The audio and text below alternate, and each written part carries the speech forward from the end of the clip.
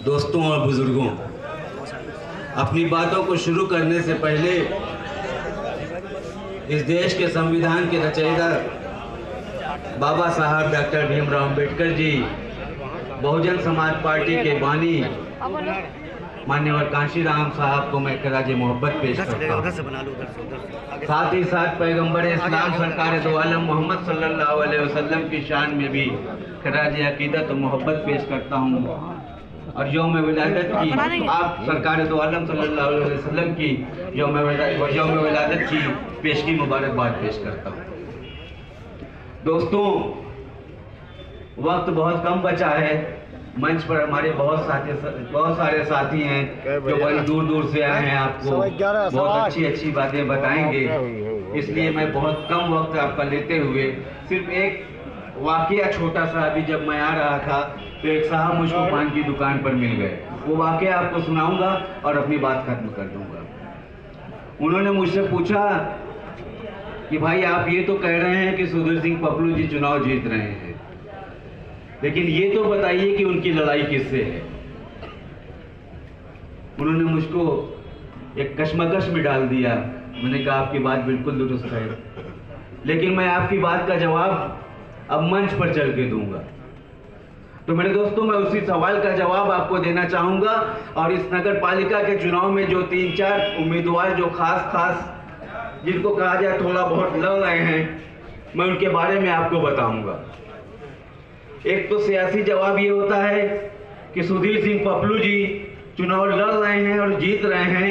सारे 19 के 19 उम्मीदवार भाई सुधीर सिंह पपलू जी से लड़ रहे हैं चुनाव, लेकिन सुधीर सिंह पपलू जी की लड़ाई किसी से नहीं है। ये एक सियासी जवाब होता है। लेकिन मेरे दोस्तों, मैं फिर से शुरू करता हूं एक एक प्रत्याशियों की बात। सबसे पहले भारतीय जनता पार्टी के भाई अजय सिंह जी इस चुनावी मैदान में हैं, जिनके बारे में ये बताने की जरूरत नहीं है कि भारतीय जनता पार्टी के शीर्ष नेतृत्व से लेकर एक छोटे से वार्ड के कार्यकर्ताओं ने उनकी हार एडवांस में तस्लीम कर ली है और वो चुनावी अखाड़े से बाहर है। ये बात शायद मुझको मंच से नहीं कहनी चाहिए थी, क्योंकि तकिया मुस्लिम मुसाफिर खाने के पास मीटिंग हो और हम भाई पपलू सिंह के लिए वोट मांग रहे हो और भारतीय जनता पार्टी को चुनावी मैदानी एक चुनावी अखाड़े से दूर करके आपसे वोट मांगे, ये सियासत नहीं कहती। लेकिन मेरे दोस्तों, जो हकीकत है, जो सच्चाई है, मैं वो बयान करना चाहता हूँ। हमारी लड़ाई वाकई भारतीय जनता पार्टी के अजय सिंह से नहीं है। दूसरे प्रत्याशी हमारे बीच में जो थोड़ा सा ताकतवर नजर आ रहे हैं और जिनकी सारी के सारी मेहनत इन 4-6 मुस्लिम वार्डों में ज्यादा दिखाई दे रही है, वो है स्वर्गीय गिरीश श्रीवास्तव जी की पत्नी श्रीमती शीला श्रीवास्तव जी।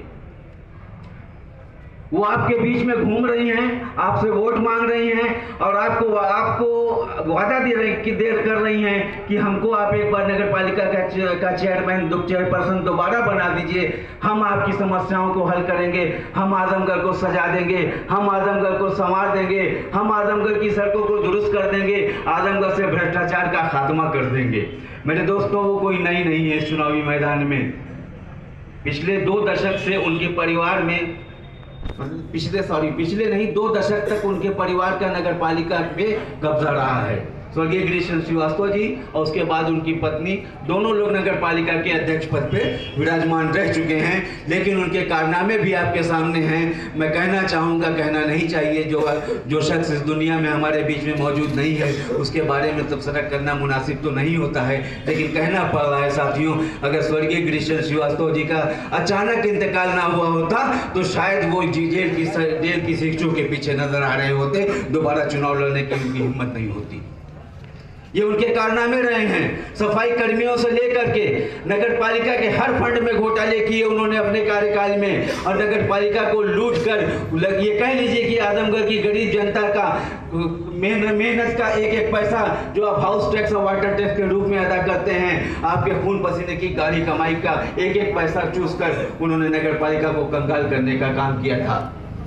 उसके बाद उनकी बेवा जो आपके बीच में चुनाव मैदान में है, शीला श्रीवास्तव जी, उनको भी एक बार मौका मिला, 1 साल का कार्यकाल शायद उनको मिला था, उनका भी कार्यकाल आपने देखा।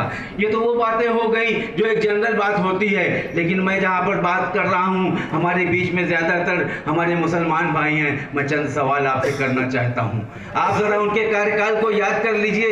इस आजमगढ़ शहर के 25 वार्डों में जो 5-6 मुस्लिम मोहल्ले हैं, उन मोहल्ले में उनके कार्यकाल को देख लीजिए और बता दीजिए कितने ईंटें गिरीश्वर श्रीवास्तव और शीला श्रीवास्तव ने अपने कार्यकाल में मुस्लिम मोहल्लों में बिछाए। शायद आपको एक भी ईंटा नहीं मिलेगा जो किसी मुस्लिम मोहल्ले की गली और नालियों में उन्होंने दुरुस्त करने का काम किया होगा। यही नहीं, आजमगढ़ शहर को जो मैं समझता हूं कि आजमगढ़ के मुसलमानों के साथ साथ आजमगढ़ के पढ़े लिखे समझदार हिंदू या दूसरे तबके के लोगों के लिए भी आजमगढ़ के लिए एक गाली कह लीजिए, एक कलंक कह लीजिए। सबसे बड़ी गंदगी जो है सुअर के द्वारा फैलाई गई आजमगढ़ की गंदगी है। उस सुअर पालन को सबसे ज्यादा अगर किसी ने बढ़ावा देने का काम किया तो स्वर्गीय गिरीश्वर श्रीवास्तव जी ने काम किया था।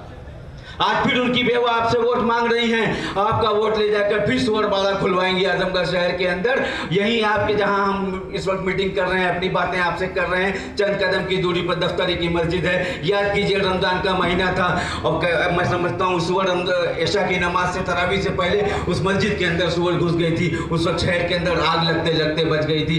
ये आजमगढ़ के हिंदू और मुसलमानों के सब्र की बात थी, ये समझदारी की बात थी कि आजमगढ़ में किसी तरह की आग नहीं लग पाई। आजमगढ़ के हिंदू और मुसलमान इस तरह की साजिशों को अच्छी तरह से समझते हैं और महसूस करते हैं। इस तरह के वाकयात आजमगढ़ शहर के अंदर रोज होते हैं। आप घर से बाहर पहला कदम निकालते हैं तो पहला कदम सुअर की गंदगी के ऊपर आपका पड़ता है। आप अगर 5 मिनट के लिए अपने घरों का दरवाजा खोल देते हैं तो घर के अंदर सबसे पहले सुअर दाखिल हो जाती है आपके घर के अंदर। मैं ऐसे भी मकानों को बता सकता हूं जिनके घरों के अंदर सुअर उन्होंने घुसकर तहस नहस कर दिया था और उसके जिम्मेदार सिर्फ और सिर्फ इस नगर पालिका के पूर्व चेयरमैन स्वर्गीय गिरीश्वर श्रीवास्तव जी थे। साथियों, हमारे बीच में बहुजन समाज पार्टी के राजस्थान के प्रभारी बड़े भाई डॉक्टर विजय प्रताप जी तशरीफ ला चुके हैं। मैं तकिया की मुकद्दस सरजमीन पर आपका खैर मकदम करता हूँ। हमारे बीच में विधानसभा के पूर्व स्पीकर, बहुत ही सीनियर लीडर, स्वर्गीय सीनियर लीडर आदरणीय सुखदेव राजभर जी तशरीफ ला चुके हैं। मैं आपका भी खैर मकदम करता हूँ, इस्तकबाल करता हूँ।